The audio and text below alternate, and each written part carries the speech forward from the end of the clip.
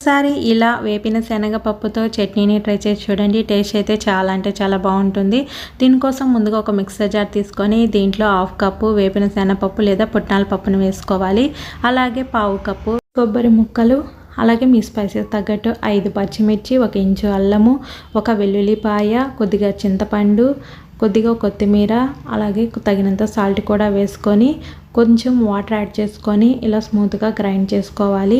ఇలా గ్రైండ్ చేసుకున్న చట్నీని ఒక బౌల్లోకి తీసుకొని ఈ చట్నీకి పోపు పెట్టుకోవాలి. ఇప్పుడు స్టవ్ వెలిగించుకొని స్టవ్ పైన కడాయి పెట్టుకొని 2 స్పూన్స్ ఆయిల్ వేసుకొని ఆయిల్ హీట్ అయ్యాక 1 స్పూన్ ఆవాలు, అలాగే 1 స్పూన్ జీలకర్ర, 2 ఎండుమిర్చి, కొద్దిగా కరివేపాకు ఇవన్నీ వేసి బాగా ఫ్రై చేసుకున్నాక స్టవ్ ఆపేసి ఈ పోపునైతే చట్నీలో వేసుకొని పుట్నాల చట్నీని ఏ బ్రేక్ఫాస్ట్లోకైనా ఇడ్లీ, దోశ, వడ, పునుగులు దేంట్లోకైనా చాలా అంటే చాలా టేస్టీగా ఉంటుంది. ఒకసారి ఇలా ట్రై చేసి చూడండి. Thanks for watching.